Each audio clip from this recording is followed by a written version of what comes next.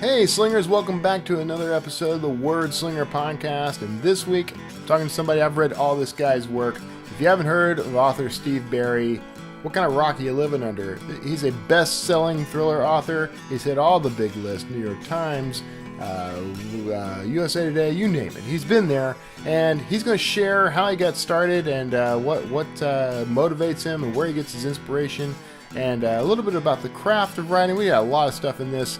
He's also talking about his charitable organization, a historic preservation organization he has called History Matters. I'm really excited to talk to him about that. Stick around after this interview. I've got some industry news. We're rehashing a couple of things to add some new details, but I got some cool new news you want to know. You're going to want to know. So stick around for that after this great interview with international best-selling thriller author Steve Berry.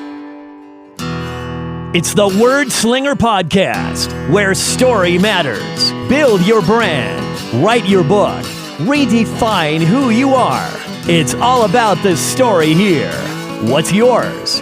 Now, here's the guy who invented Pants Optional, Kevin Tomlinson, the Word Slinger. Word Slinger.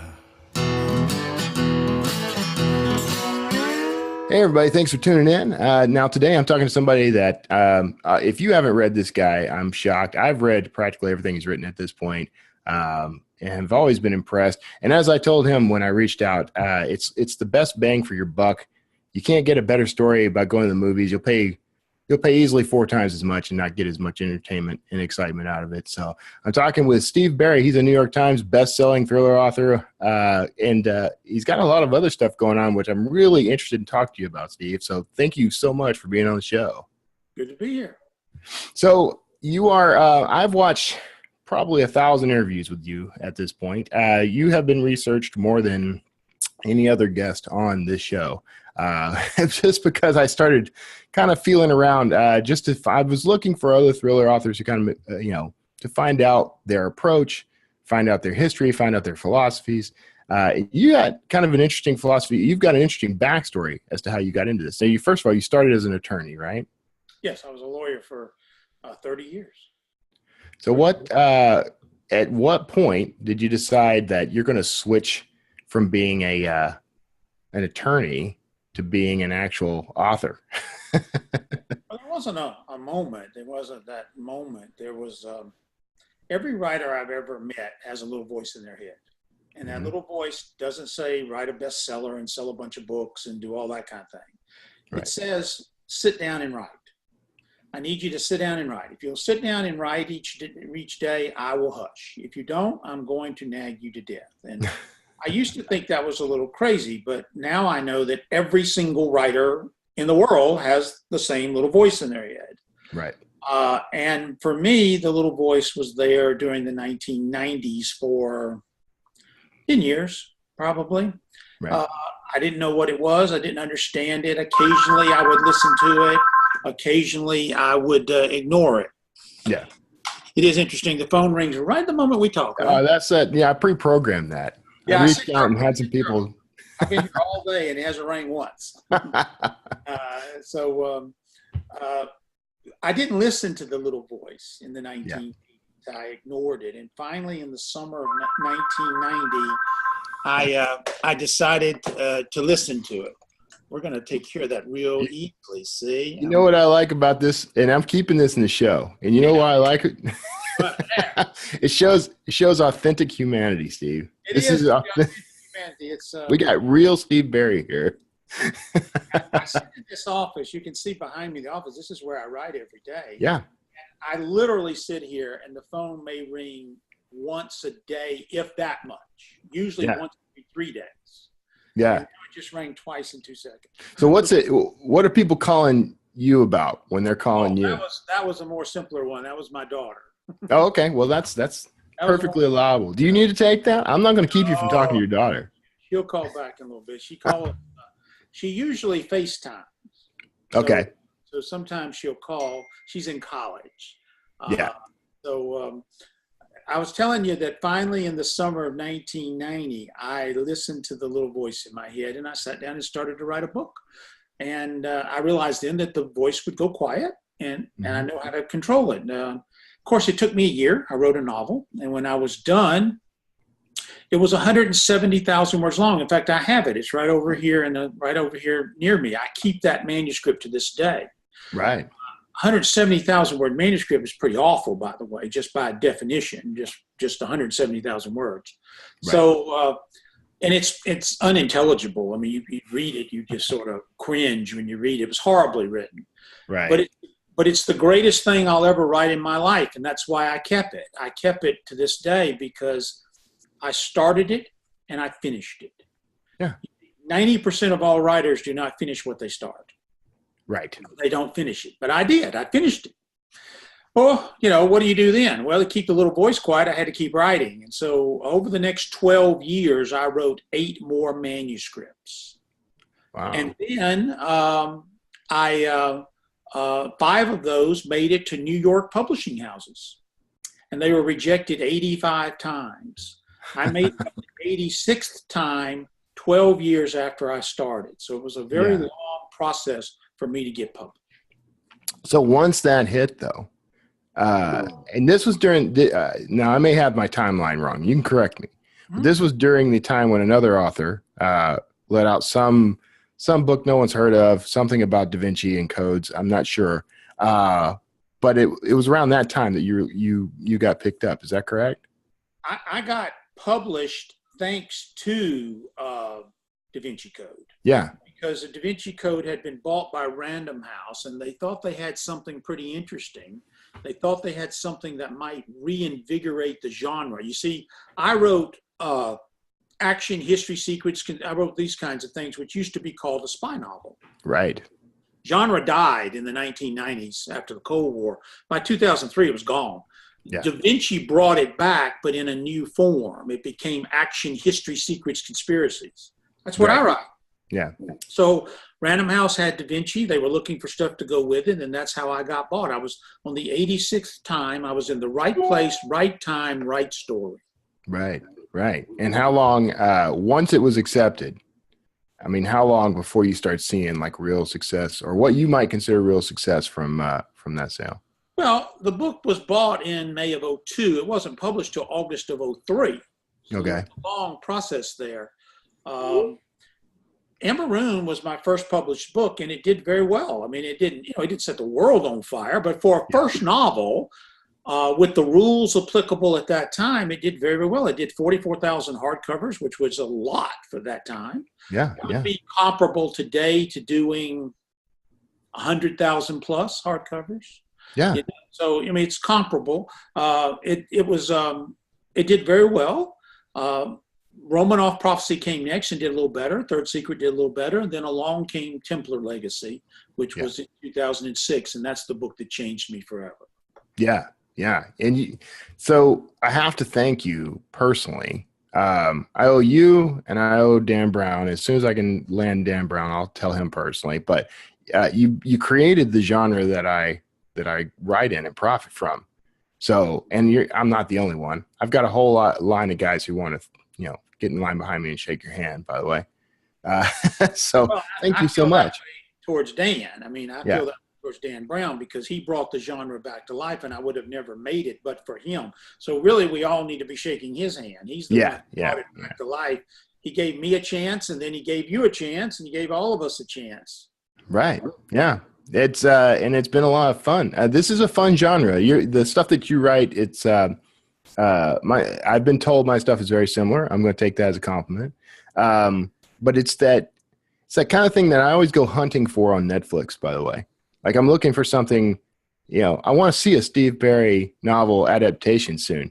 And I know you had some nibbles. I get 20 to 25 nibbles a year. Yeah.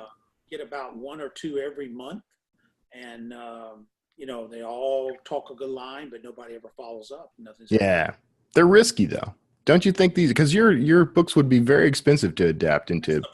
My book would be, you have to go to those places because the places are part of it. No, my books would be very expensive to bring to the screen. Yes. Yeah. What, so now most of us have we hear the advice that if you're going to write in this genre, you need to read in this genre. Who are some of the influences on you? Who are you reading that you enjoy from this genre? I read all thrillers, but I'll be honest with you, I don't read as many as I used to. I only get to read about 6 or 8 a year for fun. Right. I read about 20, 25 books. Last year I did 30 books, which I read for blurbs, which are new writers who are looking for blurbs. So most of my reading is that kind of stuff. I don't get to read a lot of thrillers. I read, I read Dan, of course. I read Jim Rollins and, some of Cussler's, not all of them, but some of them. It would be impossible to read all of Cussler's. Yeah, it's too many books. But I like the Dirk Pitt books, and so I read the Dirk ones. There's, reading for fun is very difficult for me because I use around 400 sources for each novel, so I'm reading those. Right. Yeah, that's one of the kickers of this business is we end up reading a lot of history, a lot of biographies.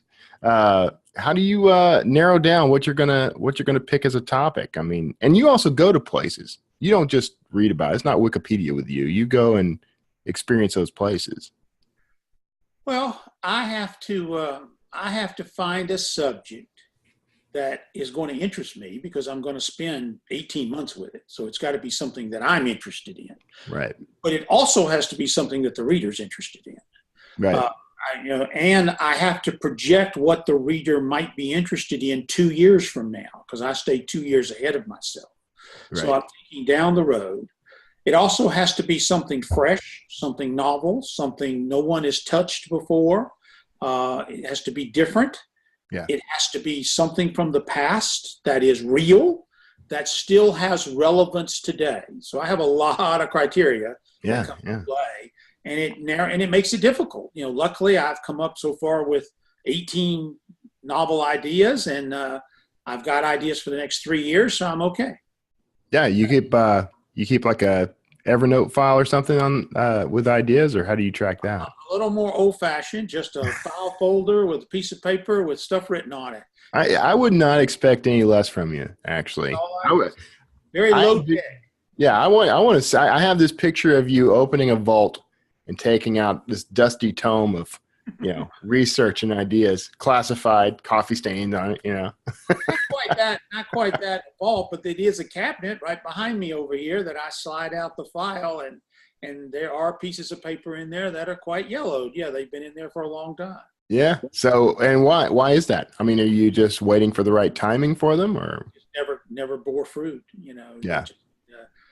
I throw them in there, and they're there, and maybe one day I can come up with something from them. And occasionally I do. Occasionally I'm able to take an old idea, but mostly they're just there, and they turn yellow.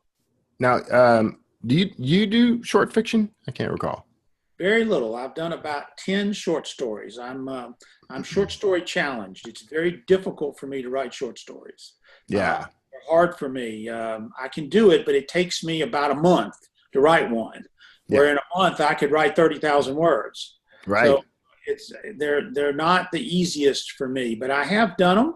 Luckily, I've done several with other writers who are good at it, and so I'm able to springboard off their expertise.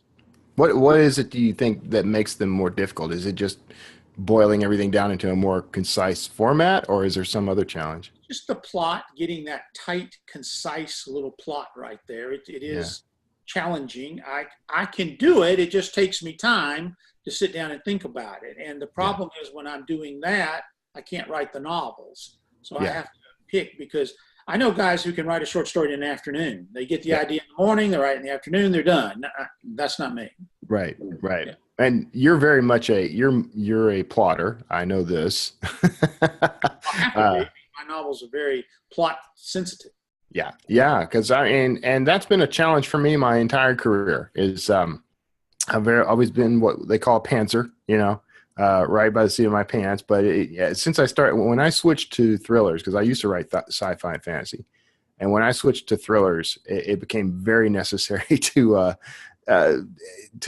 try to plot. I mean, I kind of do a sort of what I call a treatment, and that's the best I've been able to manage. How do you manage plotting? Well, in the beginning, I plotted the first 4 novels all the way through before I wrote a word.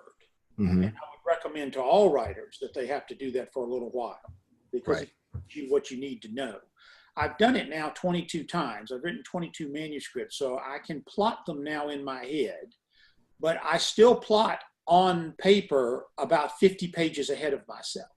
Okay. I keep about 50 pages to 100 pages ahead of myself in plotting as I'm writing. And I generally have an idea where I'm going, and I always know the end before I start. So I know where I'm headed. And you have to know all of that, by the way. Otherwise, your rewrites are going to be even more numerous than they're normally going to be. Yeah. And you're not just talking from the perspective of someone who writes for a living. I mean, you actually help you teach people how to do this. I do. We teach it a writer's workshop as part of our History Matters Foundation. Right. I was going to ask you about History Matters. I do want to hear more about that. Well, we raise money for historic preservation by the workshops, and we've taught over 3,000 students in those workshops. Wow. So that's how have you seen some success stories come out of that? Actually have. It's nice. It's nice to get an email from them and say I got published or I got an agent. Yeah. We've actually had that happen. It's pretty cool. That's going to be interesting when your name and one of your students' names are right next to each other in the New York Times or something.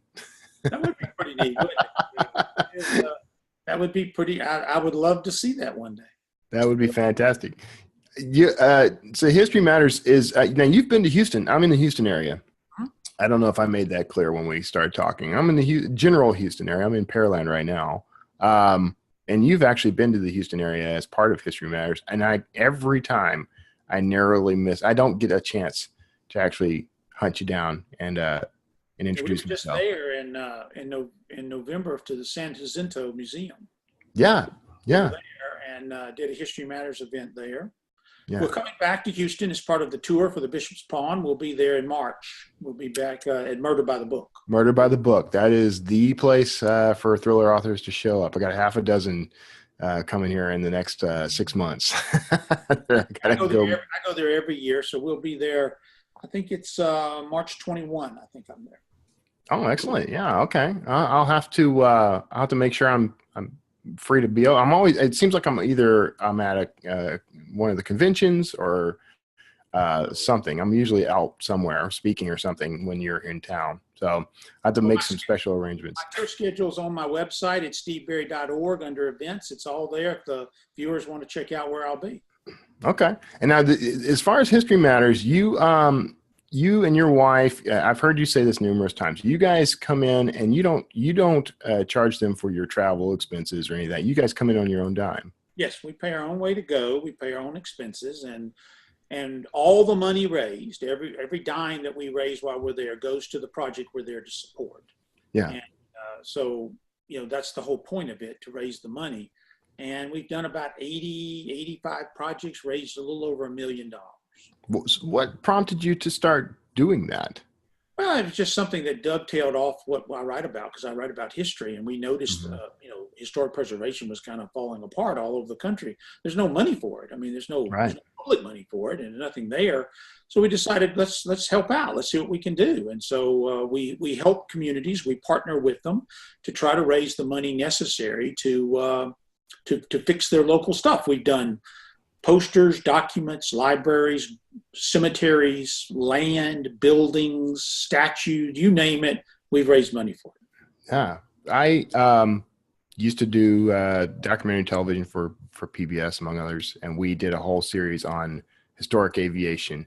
And I know from personal experience how valuable it is for guys like you to come in and just lend support. Even just showing up to talk at these things is remarkable. So I can appreciate that. I want to thank you on behalf of everybody. part of giving back. A lot of writers do it, and they find something that interests them, and this is what interested us. Yeah. So you're in the Florida area. St. Augustine, Florida. Augustine, Florida. Why did you make the distinction? Is it? Well, St. Augustine, Florida. That's the town. Okay. We're in Northeast Florida at St. Augustine. It's the oldest city in America. Oh, is it really? I did not know that. Yeah. So, okay. Well, and did you always live there? You were a practicing attorney there as well, or? Practicing attorney in Georgia, about an hour north of here, right over the border. Okay. in a I little see. town called St. Mary's. And when we decided to move, we always liked St. Augustine, so we decided to come an hour south here, and that's where we live now, right down here. It's a lot of history here. This town's been here since 1550. It's the oldest continuous European settlement in North America. So was that choice, did you decide to do that before or after you started doing writing full time? Yeah, no, I started, well, no, it was 2 years after. I published in '03. I did 7 books as a lawyer, and I quit practicing law in 2008. And then in 2010, we moved to Florida. Okay. Okay. And now you were while you were practicing law, you were writing and publishing while practicing law. Yes, I did 7 books. Well, I did all 8 of the ones that didn't, during the 12 years I was a lawyer.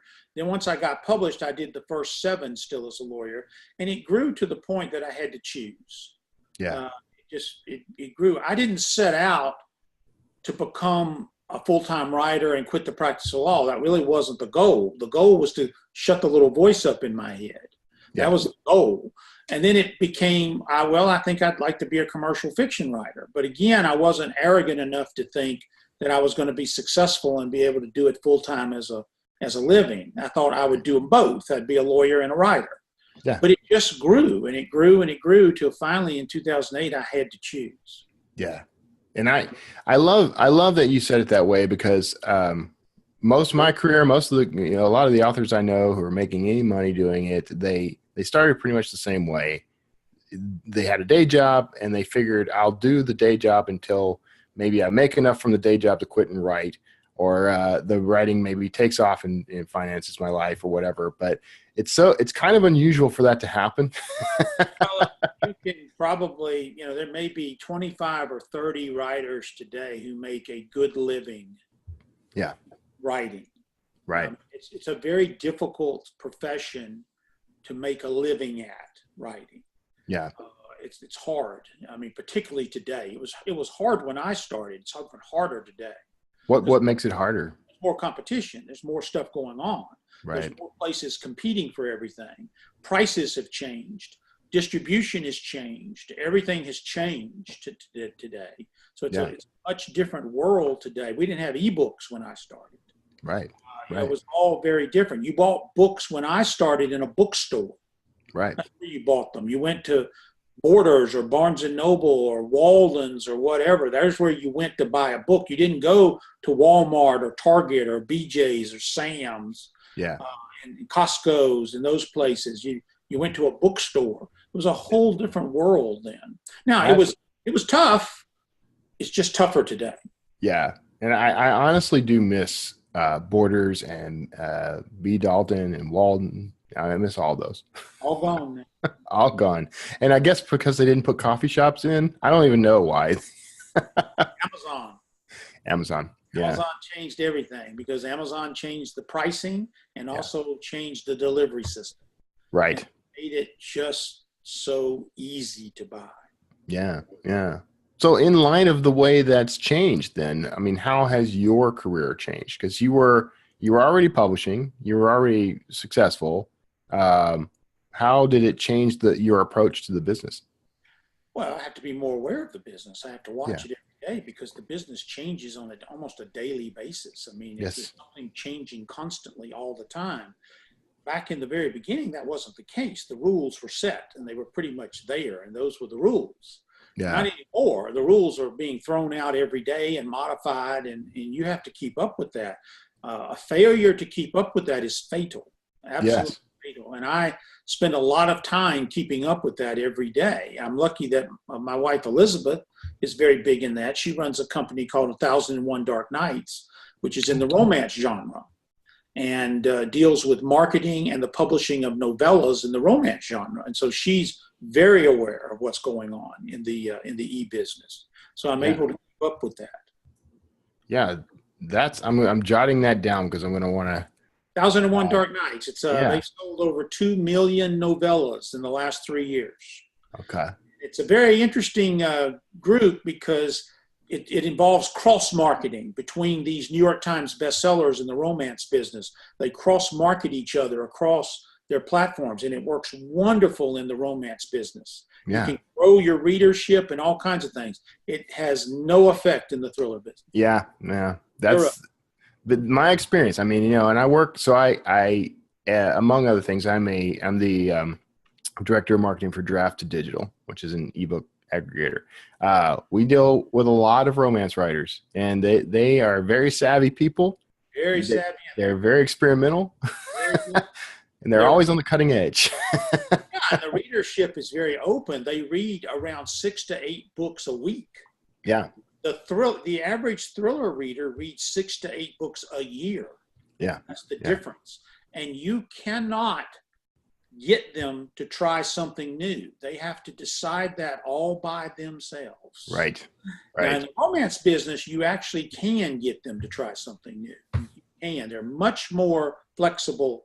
And this is not me talking. This is studies that have been done by the Codex Company, which is a big company that deals in the book business. Right. And they've done these studies, and the most difficult reader to try to attract is the thriller reader.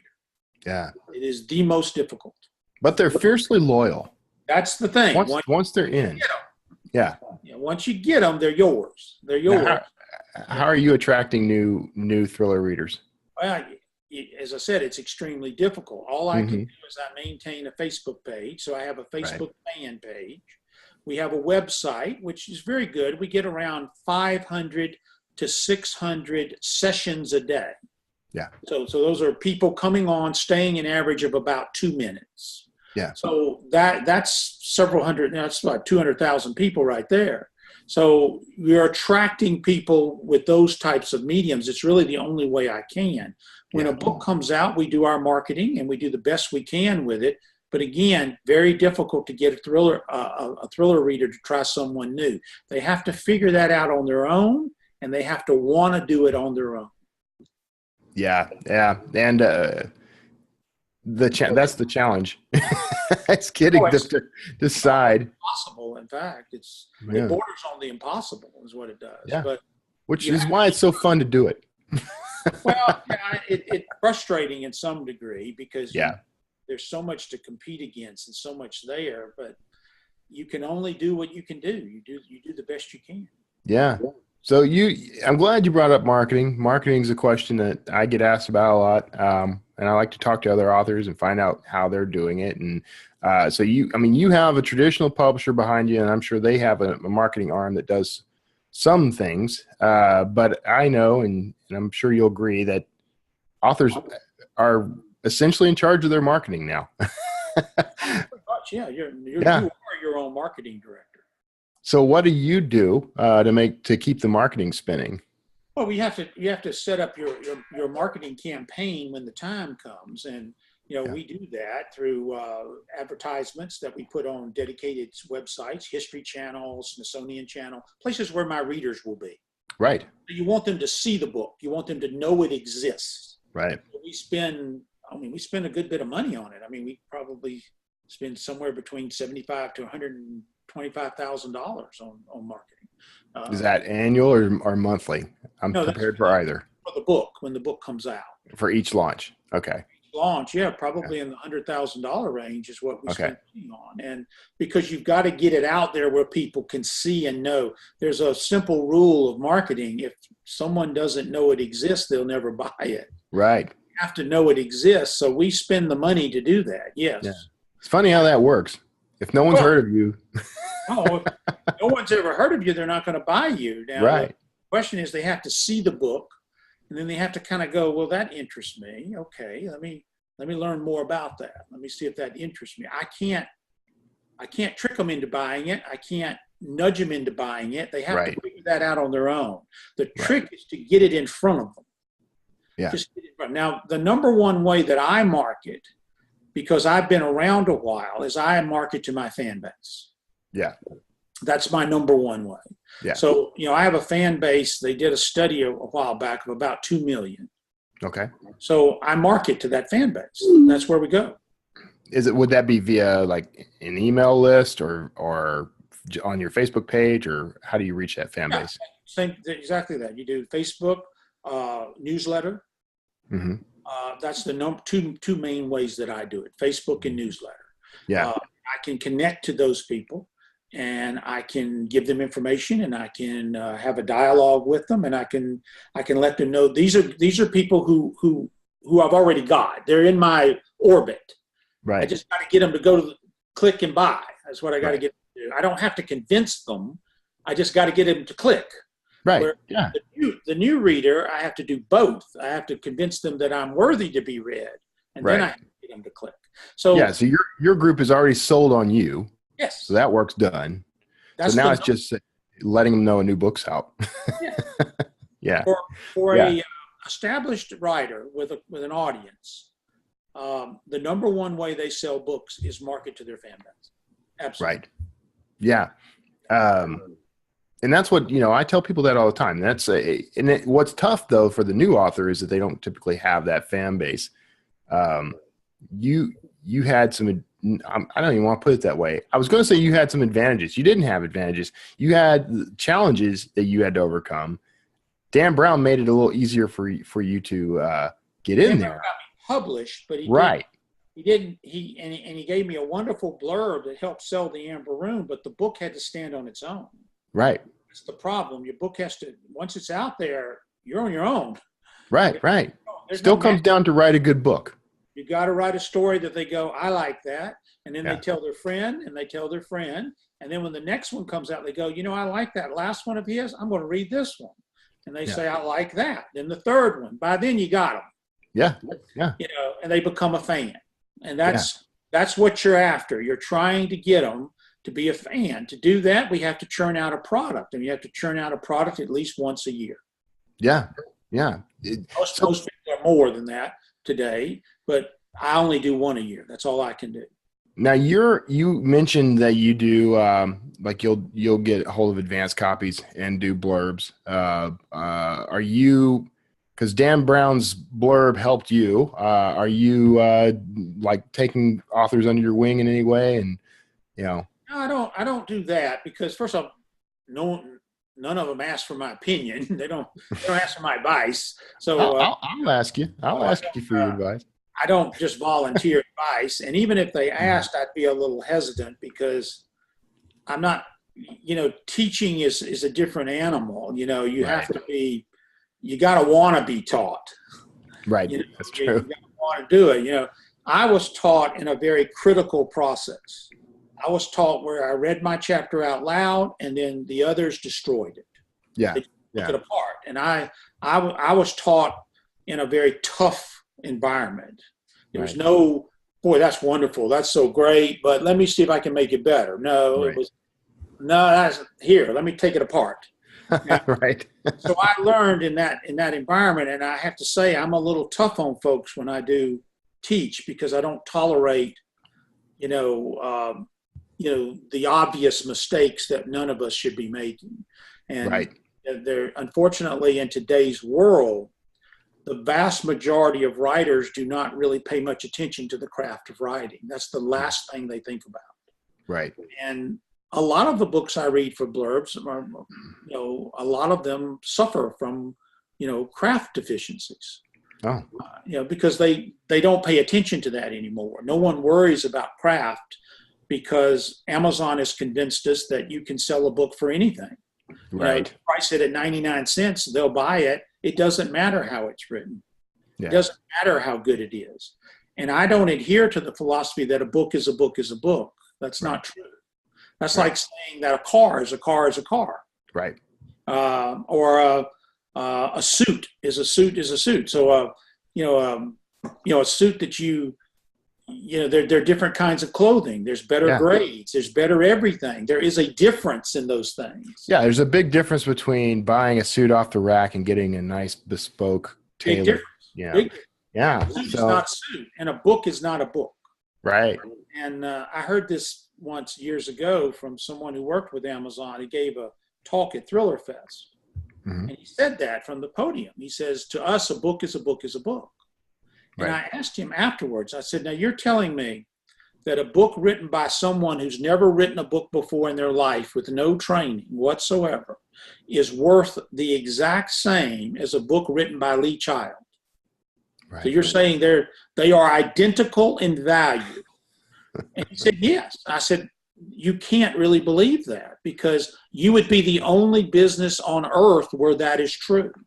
And it's just, it does not ring true. It does not compute, because the reality is you can release a book for 99 cents and it may sell very well, but it's not about that initial sale. It's about sustaining it, right? That fan base that you're talking about. I'm putting a value on my intellectual property that is not correct.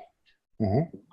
That's the biggest thing Amazon has done to the book world. They have devalued intellectual property. Interesting. Because they have said that a book is a book is a book.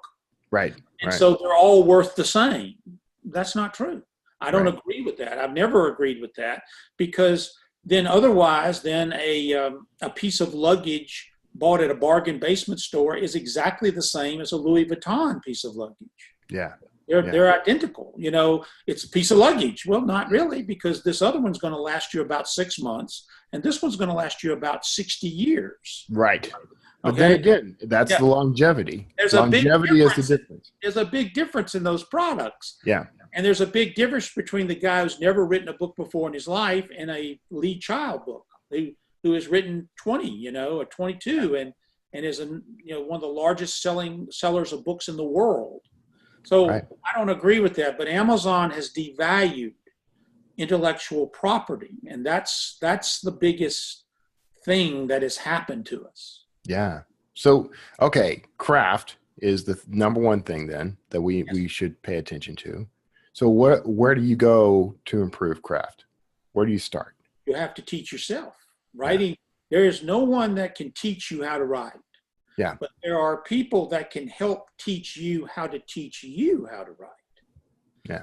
I was lucky I found some people like that. They helped me learn how to teach myself. And people need to do that. But the problem is, craft takes time. It takes years to learn how to craft. Right. People today don't want to mess with that. They just want to listen to the little voice. Let me slop it down. Let me get it out there. I'll sell it for 99 cents or I'll give it away, and I've got a book out there. Well, that's wonderful, but and people will buy your next book too. You know why? Because it's 99 cents. Yeah. Now if I put a $14.99 price tag on that book, no one would buy it. Right. Zero. How many would you sell? Zero. Zero. That's how many. But I sold it for $14.99. but if you took Lee Child's $14.99 book, where he sells millions, and sell it for 99 cents, he would sell even more millions. Right.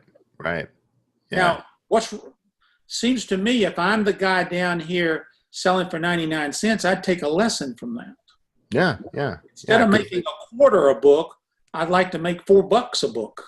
Right. Or $5 a book, Why, but there's a difference in quality. That's the difference, is the quality. Yeah. You brought up International Thriller Writers, and you're one of the founders of that. I am. I'm one of the founding members. Yeah. That is it's a remarkable group. They have a great conference. Mm-hmm. I'm planning to attend this. I'm going to try to come this July.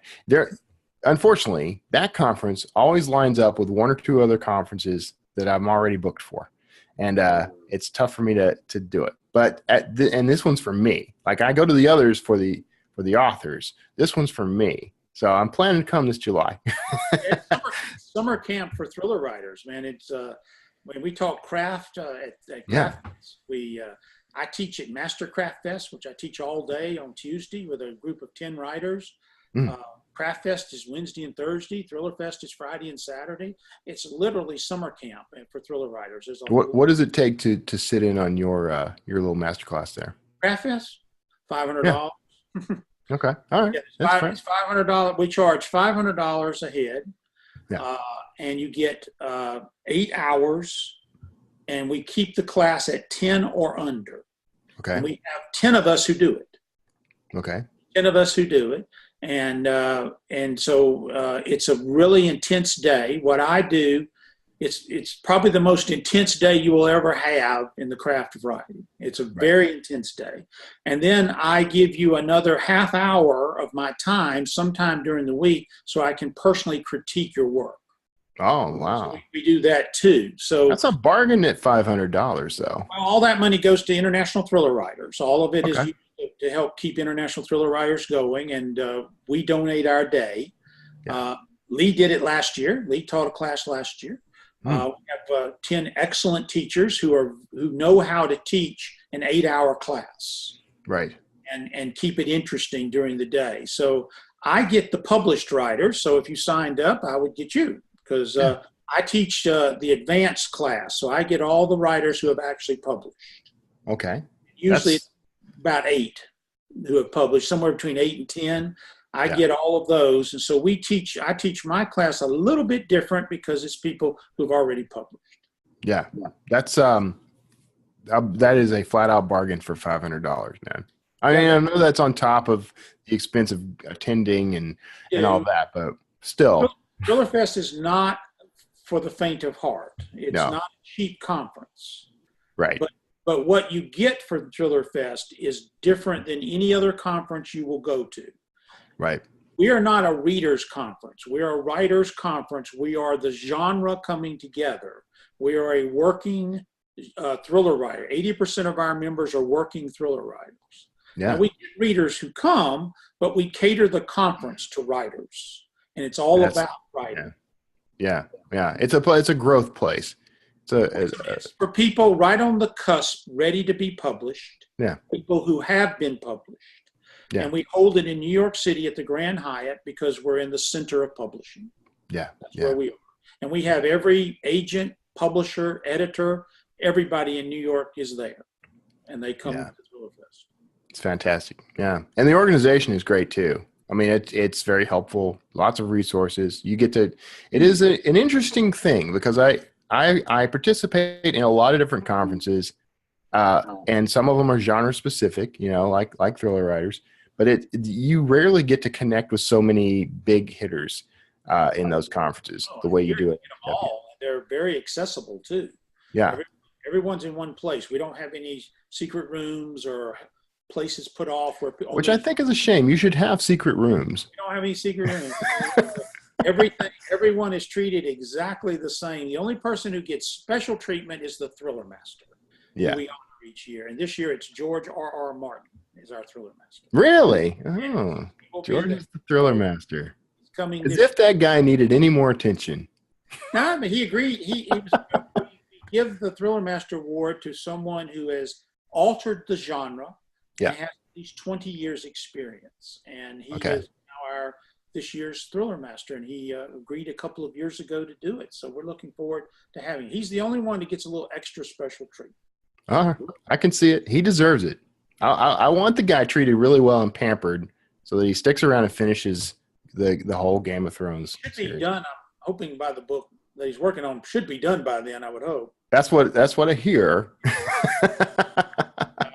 So he'll be there on Saturday, and he does 1 hour an interview on Saturday, and then Saturday night is our big banquet where he'll be presented the Thriller Master Award. Oh, excellent. All right. Well, look, I had promised you I'd keep this around 45 minutes. We're coming up on that, and I'll go ahead and wrap it up. I respect your time.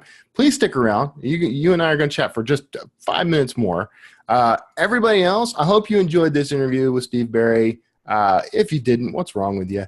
But you can stick around. Now, right now, you're probably hearing the groovy theme music, and you may dance in place at will. And I'll see you on the other side with some industry news and other cool stuff you're going to want to hear. So thank you again, Steve, for being on the show. Great to be here. Thank you. All right. Take care, everybody.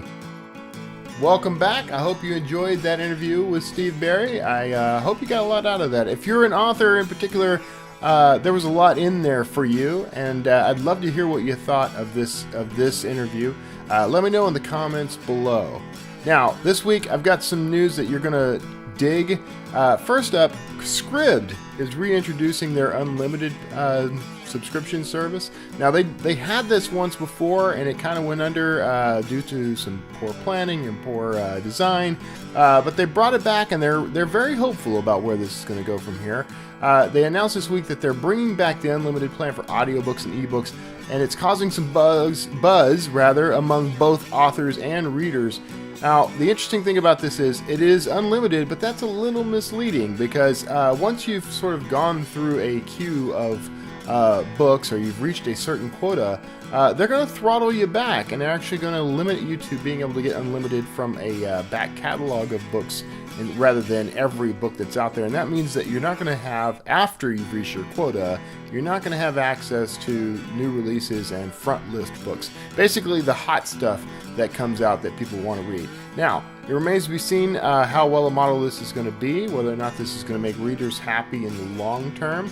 I know I, for one, am a little annoyed by the fact that my unlimited package is going to actually be limited after all, but hey, that's the way this game is played. What do you think? Let me know in the comments below if you think this is a good move on Scrib's part, where it's going to lead from here. I'm very interested to hear your opinions on this. Next up, Apple fires shots across Amazon's ebook bow. We've talked about Apple and their move back into a heavy presence in the ebook industry before. And so none of this is new. Now, they're currently revamping their entire approach to ebooks right now. They are building a bigger, better app, which we will soon see on all the iOS platforms, I'm certain. They're also renaming the service. They're taking out the I. The I is coming out. We're losing an I, but we're gaining books. Now, that's an interesting move on the part of Apple, and it shows they're embracing that industry. One of the things, though, that's kind of interesting in this, a development, is that they are hiring executives from some of these competitors, including both Amazon and Barnes & Noble. Now, this is a pretty aggressive move on Apple's part. It really does show that they are looking at this as an opportunity to become dominant in this market. Now, Amazon has long held a place of dominance in the ebook market. This shows that Apple, they're not ignoring it. They actually see some potential here. So I'm very curious what you think about that. What does this mean for ebook publishers, independent publishers in particular? Now, we know this is going to benefit the traditional publishers, but how will this help indies? So let me know what you think of this in the comments below. Audiobooks sales are up. Now that's good news for those of us who are early adopters into that market. We already know that there are things going on in the audiobook world right now. Google Play has entered that space, and we can actually hop into Google Play and distribute our audiobooks. No subscriptions for the readers or listeners of those, so that's a big benefit. But over the course of 2017, in the first 3 quarters of 2017, audiobook sales actually rose 26.2%. Now, that's a pretty big spike. Now, I think some of that growth is coming from the fact that people are now starting to enter into that market, get a little bit more of a foothold. What's interesting about the audiobook market is, there's not as much competition in it. There's more overhead to produce an audiobook than there is to produce an ebook, and that may be part of the reason why there isn't a glut of opportunities or a glut of competition in that market. So this could be a great opportunity for early adopter authors to get in and own a piece of the pie. What is your strategy when it comes to audiobooks? How do audiobooks fold into your publishing strategy? Let me know about that in the comments below. Of course, there are links to all of these stories and more in the show notes of this episode, including some links to stuff directly related to Steve Berry. We've got the 1001 Dark Nights. We've got History Matters. You can check all that out. Now, thank you so much for tuning into the Wordslinger podcast. If you want to be a supporter of the show, and I appreciate you for that, here are a couple of ways you can do that. Number one, you can check out drafttodigital.com. Of course, if you go to drafttodigital.com/wordslingerpodcast, there's a link right there. That will let you not only sign up for an account and start taking advantage of Draft to Digital's free services and worldwide distribution, but you'll give me a little kickback too. So go check that out. Draft to Digital is your means for publishing and distributing your books worldwide, with support the whole way. We got a whole bunch of free tools, including automated free ebook layout, automated print layout, and by the way, you don't even have to distribute through Draft Digital in order to use all these free tools. So go check those out and let me know what you think. I hope you enjoyed that. Drafttodigital.com/wordslinger. Thank you for that. You can also support this show on Patreon. Patreon.com/WordslingerPodcast will allow you to donate any amount of money you want each month to the overhead of the show. Every dime I get from Patreon goes into production, so you don't have to worry about me running off and buying an island somewhere.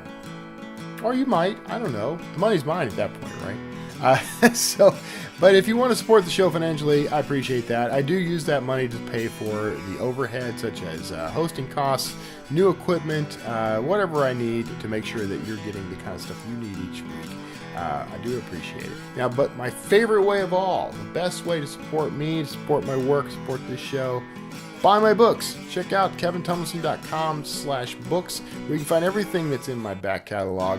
My newest release, The Girl in the Mayan Tomb, is a thriller, an archaeological thriller featuring my character Dan Kotler. Got a whole series of these books, and that series is growing.